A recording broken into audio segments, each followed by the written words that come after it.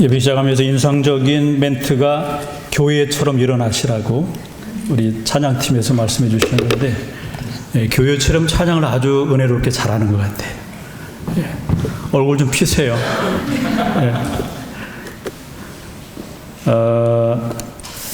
기자의 노벨상이라고 일컫는 퓰리처상이 있죠. 1917년에 헝가리계 미국인 조지 퓰리처가 남긴 유언에 따라서 50만 달러 기금으로 만들어져서 뉴욕의 컬럼비아 대학교에서 관리하고 있는 상입니다. 언론계 그리고 예술계 총 21개 부분에서 가장 높은 기여자로 꼽히는 사람에게 수여하는 상입니다. 현재까지 우리나라 국적을 가진 사람은 3명밖에 이 상을 수여받지 못했다고 그래요. 우리가 기억하고 있는 공보 사진 중에는 1950년에 맥스 데스퍼라고 하는 기자가 촬영한 무너진 한강다리, 본래는 대동다리인데 무너진 한강다리를 건너 탈출하는 피난민들, 그리고 또 1968년에 에디 애덤스가 촬영한 베트남 전쟁 당시의 이 4.20식 처형 장면의 사진이 우리의 기억 속에 남아 있습니다. 이러한 작품 사진들은 사실 본다기보다는 읽어야 합니다. 왜냐하면 사진에 담겨져 있는 사실, 그리고 그 사실 사진 안에 담겨 있는 진실을 우리가 알아내야 되기 때문입니다. 성경의 사건들은 모두 이 하나님의 구원 역사 사실과 그리고 그 사실 속에 담겨져 있는 하나님의 뜻과 섭리, 경륜, 진의, 이 한 컷 한 컷의 작품 사진들이라는 생각이 들어요.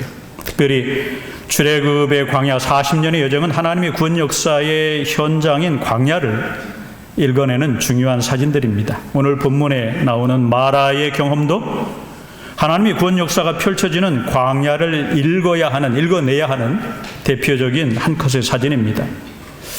마라 경험의 사실의 내용은 아주 간략합니다. 모세의 인도하에 히브리인들의 약 한 장정 60만 명을 포함한 가족들이니까 한 200만 명, 300만 명을 추산할 수가 있죠.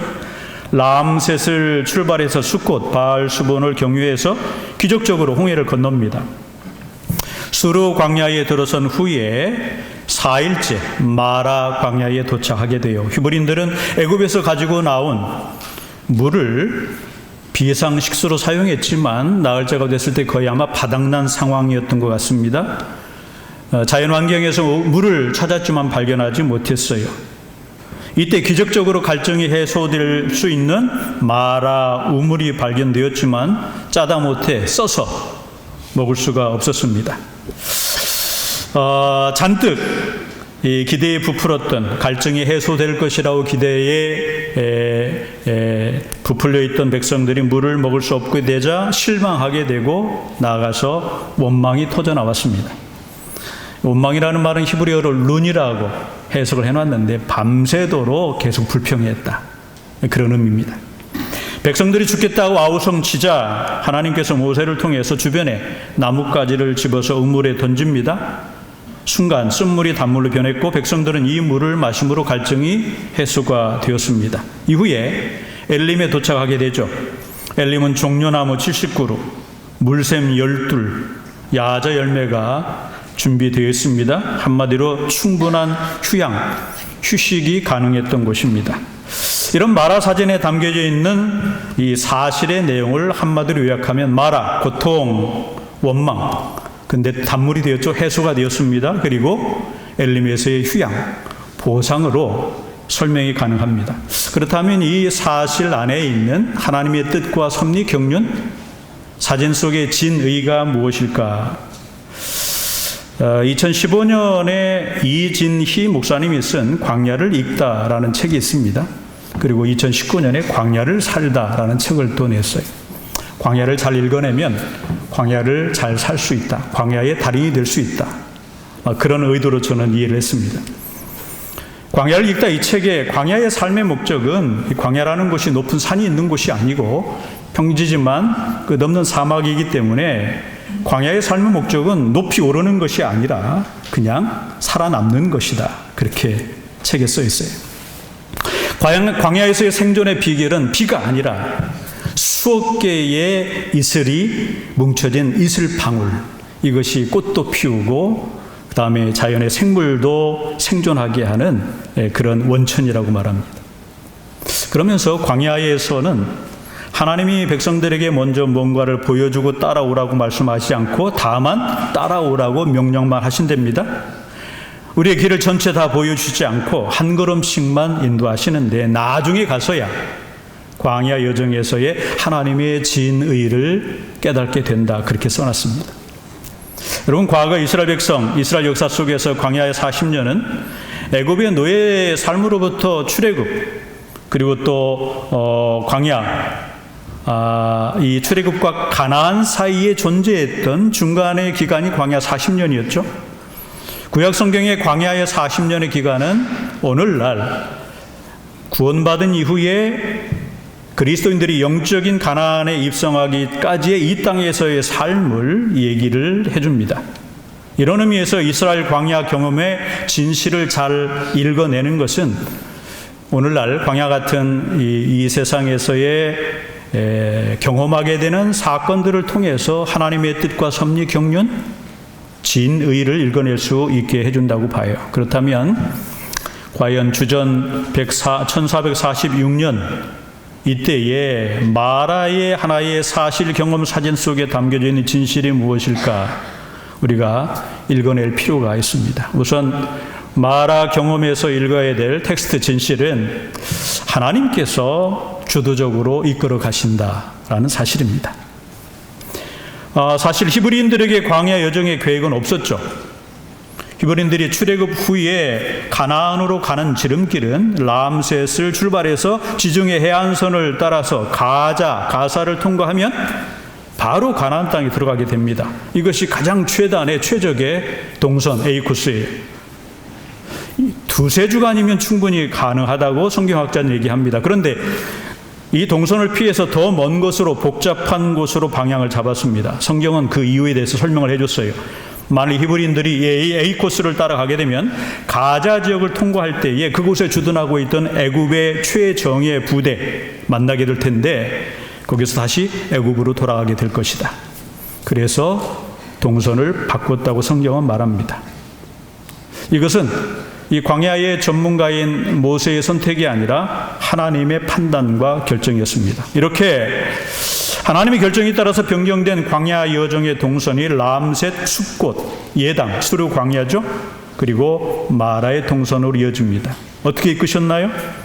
구름 기둥과 불 기둥이었습니다. 성경의 구름 기둥과 불 기둥, 구약 성경 맥락에서는 하나님의 임재를 상징합니다. 출애굽기 13장 20절 21절. 그들이 숲곳을 떠나서 광야 끝 에담의 장막을 치니 여호와께서 그들 앞에서 가시매 낮에는 구름 기둥으로 그들의 길을 인도하시고 밤에는 불 기둥을 그들에게 비추사 낮이나 밤이나 진행하게 하시니. 이후에 히브리인들의 광야 여정에서 출발과 도착 시간 그리고 그들이 움직이는 방향은 전적으로 구름 기둥, 불 기둥에 의해서 결정됩니다. 하나님이 결정하신 겁니다. 출애굽기 13장 22절에는 낮에는 구름 기둥, 밤에는 불 기둥이 백성 앞에서 떠나지 아니하니라. 히브리인들의 마라 엘림의 동선은 어떤 면에 40년 광야 생활의 광야 경험의 축소판입니다. 광야 여정은 모두 하나님께서 주도하셨다는 것이 바로 마라 사전에서 찾아낼 수 있는, 읽어내야 되는 중요한 진실의 내용입니다. 마라 경험 사진에 담겨져 있는 두 번째 진실이 있습니다. 이 마라 경험은 불필요한 필요성의 여정이었습니다. 우리가 신학의 주제 중에 불가능한 가능성이라는 말씀을 들을 수가 있는데 그것을 벤치마킹했어요. 불필요하지만 우리로서는 불필요한데 하나님께서는 필요하셨다고 생각하신 겁니다. A코스 가자 통과를 피하는 것이 불가피했다면 결과적으로 이 마라의 경유 동선도 사실은 불필요합니다.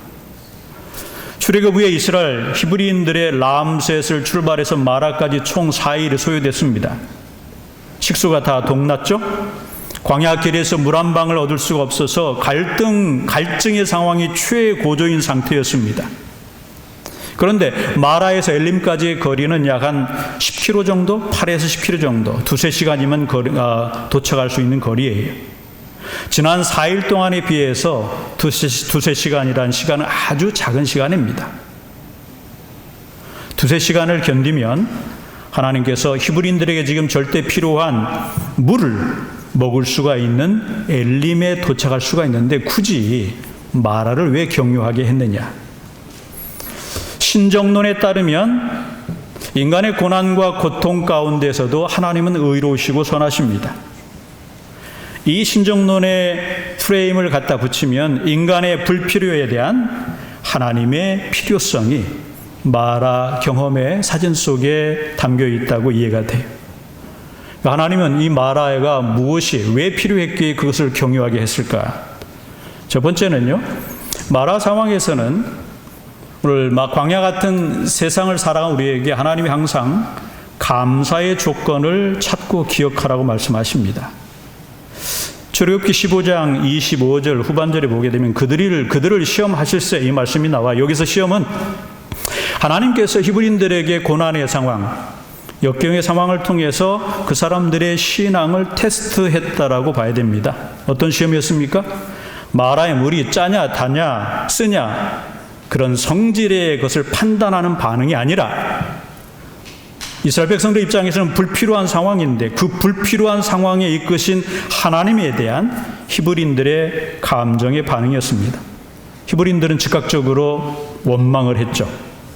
마라 우물을 보면 불평 원망은 어떤 면에서 당연합니다. 그런데 마라 이전의 상황을 연결하면 히브리인들의 원망은 좀 과했습니다. 불과 3일 전에 홍해 도하, 기적적으로 홍해를 건너는 사건이 있었어요. 불과 3일 전입니다. 그리고 불과 3주 전에 애굽에서 20일 동안 연속적으로 10가지 재앙이 일어났던 사건, 이미 아직까지 기억에 충분히 남아 있습니다. 만일 히브리인들이 마라의 자리에서 이 사건을 기억하고 있었더라면 아무리 마라 상황이지만 원망까지는 이르지 않았을 것이라고 봐요. 하나님의 기적의 역사, 불과 며칠 전에, 한 달도 안 됐습니다. 하나님의 역사와 구원의 은혜를 망각했기 때문입니다. 불과 3일 전에 하나님을 찬양한 미리암의 찬양과 그 감사의 여운이 채 가시지도 않았는데 단 한 번의 마라 쓴물을 보고 하나님께 대한 감정이 돌변해 있습니다. 우물 한 모금의 마라를 거대한 물을 담고 있는 홍해보다 더 크게 보았던 것이라고 봐요. 4일 동안의 생리적인 목마름이 40년 동안의 애굽에서의 노예 생활, 영혼의 목마름보다 더 앞서 있었던 것입니다. 당장 원했던 물 한 모금에 하나님의 구속의 은혜와 사랑을 값싸게 교환했던 것입니다. 마라 상황에서는 이전에 하나님이 베푸르신 은혜와 사랑을 회상하고 감사해야 될 자리입니다. 오늘 우리에게 주시는 말씀이라고 봐요. 두 번째, 마라 상황 극복의 해법은 아주 단순했습니다. 결론적으로 말씀드리면 십자가예요. 사실 마라 환경이 고난, 고통이었던 것은 사실입니다. 그러나 생사가 오고 가거나 그 다음에 죽느냐 사느냐 치명적인 자리는 아니었습니다. 자연 상태에서 그 자리에서 금방 목숨을 잃게 되거나 아니면 애굽의 군대의 추격으로 모두가 몰살 위기에 몰린 상태는 아니었어요.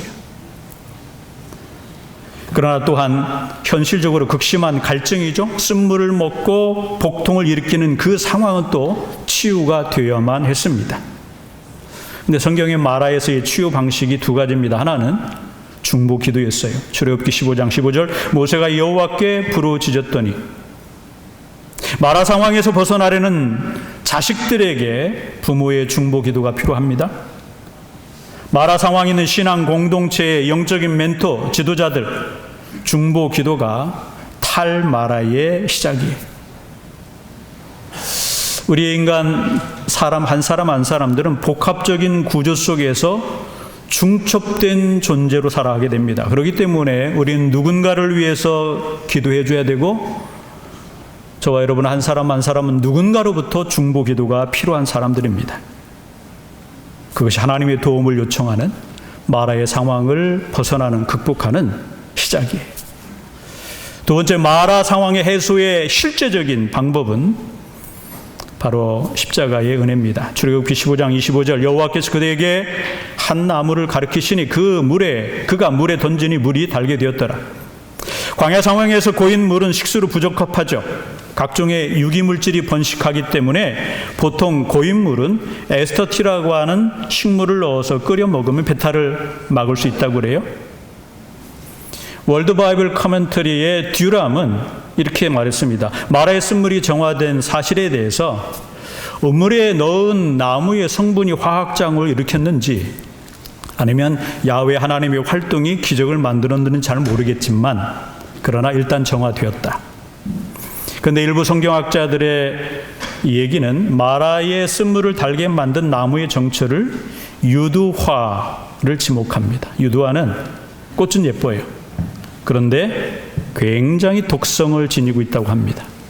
만일에 이 유두화를 마라의 쓴물에 넣어서 단물로 정화시켰다면 방법론상 아주 독특합니다. 쓴물을 독성의 성분으로 해소를 시킨 거예요. 이것이 광야 문제 해결의 비결 또는 특별한 방식인 것 같아요. 마라 경험에서 우리가 읽어내야 될 진실입니다. 고통으로 치유하고 수치로 해소시키는 방법입니다. 그래서 성경학자들은 유한한 인간은 단 것으로 쓴 것을 하려고 하지만 전능하신 하나님은 쓴 것을 치료하신다. 이 사건 경험을 통해서 계기로 히브리인들은 이 마라에서 하나님과의 특별한 관계를 맺습니다. 그 하나님이 자신들을 독특한 방법으로 치료시켜 주시고 회복시켜 주신다는 사실을 기억하게 돼요. 치료하신 하나님을 기억하게 됩니다. 출애굽기 15장 26절, 나는 너희를 치료하는 여호와임이라. 광야 여정에서 겪는 고난과 고통의 마라 우물에 던져진 나뭇가지의 실제에 대해서 우리가 필로나 또 알렉산드리아 학파 그리고 유형론적인 성경의 해석 틀에 접근하면 이 나뭇가지는 바로 예수 그리스도입니다. 우리가 기억해야 될 것이 있어요. 오늘 우리가 살아가면서 예수님을 잊지 않는 한 예수 그리스도께서 우리 개인과 공동체에게 부탁한 것을 잊지 않는 한 어떠한 상황에서의 어떠한 마라 상황에서도 예수님의 십자가, 그 십자가의 의미와 기능을 읽어낸다면 주님이 당하신 조롱과 수치로 인해서 우리의 부끄러움을 해소시켜 주셨고 주님이 당하신 채찍과 순환이 우리의 아픔을 치료해 주셨고 우리의 고난을 이겨내 주신다는 사실을 확신할 수가 있습니다. 그리고 그것을 재경험할 수가 있습니다. 그 이유는 주님께서 십자가에서 이루신 대속의 죽음이 우리를 살리셨고 채찍의 맞으심이 우리를 낫게 해 주셨기 때문입니다. 이런 의미에서 우리가 불필요하게 여겼던 마라의 자리는 우리에게 매우 필요한 자리입니다. 신앙생활하면서 예수님을 묵상하고 십자가의 의미와 그 효능을 우리가 기다릴 때에, 간구할 때에 반드시 마라의 경험을 다시 한번 우리가 지나가야 돼요. 마라 경험이 비로소 엘림을 의미 있는 자리로 만들어줍니다. 사실 히브리인들이 마라를 경유했거나 아니면 마라를 패싱했어도 결국엔 엘림에 다다릅니다. 하나님이 동선에 있어요. 그런데 마라 경험에 대한 그 진실을 이해했느냐 못했느냐, 읽었느냐 못 읽었느냐에 따라서 엘림의 자리, 엘림의 의미는 차원이 다릅니다. 만약 히브리인들이 마라 경험이 없었다면 엘림은 단순한 스트레스 해소, 육체적인 피로 회복을 위한 휴양지에 불과했을 겁니다. 그리고 쉬고 나서 다시 출발하게 될 때 또 마라에 대한 아픈 추억을 떠올리면서 무거운 발걸음이 있었을 겁니다. 그런데 히브리인들은 마라 경험을 동반한 엘림의 자리, 휴식을 넘어서 안식의 자리, 안식을 경험했을 것이라고 봐요. 생각해 보세요. 홍해 앞에서 하루 동안 극도의 텐션으로 피가 마르는 고통을 경험했죠. 사흘 동안 온몸에 수분이 소진되는 갈증, 마라 쓴물의 고통, 나흘째 겪었습니다. 이런 고통, 나흘 동안 그 고통이 마라에서 그 잠시의 고통이 원망이 되는 순간 하나님의 존재와 하나님이 이루신 위대한 출애굽의 역사는 의미 없는 것이 되어버렸고, 그들이 3일 전에 드렸던 위대한 찬양은 그들의 순간의 기분과 감정으로 영혼이 메마른, 영혼이 없는 노래로 바뀌게 되었던 겁니다. 그러나 마라 경험은 다행스러움과 부끄러움 또는 실망을 넘어서 희망을 바라보는 자리가 되었어요. 광야에서의 문제 해결, 광야에서의 고통을 하나님께서 치료해 주셨기 때문입니다. 이런 면에서 엘림은 출애굽의 하나님이 구속의 하나님, 그리고 광야 여정의 고통을 치료해 주시는, 해소해 주시는 하나님에 대한 기억을 저는 각인시킨 자리라고 이해가 돼요. 우리 뇌에는 기억 서랍이 있죠. 기억은 시간 순서가 아니라 감정의 강약에 따라서 순차적으로 정리된다고 합니다. 환한 기억일수록 기억의 앞자리에 위치합니다. 기쁜 기억이 뒷자리로 가요. 그러니까 나쁜 기억 먼저 떠오르는 것이 습관이 되어 있습니다. 다행히도 뇌는 유연하기 때문에 조금 노력하면 긍정적인 서랍을 재구성할 수 있다고 봅니다. 마라의 경험에 기반해 창조와 구속에 대해서 하나님인 히브리인들에게 이 긍정 기업 서랍을 형성시킨 것으로 저는 이해가 됐어요.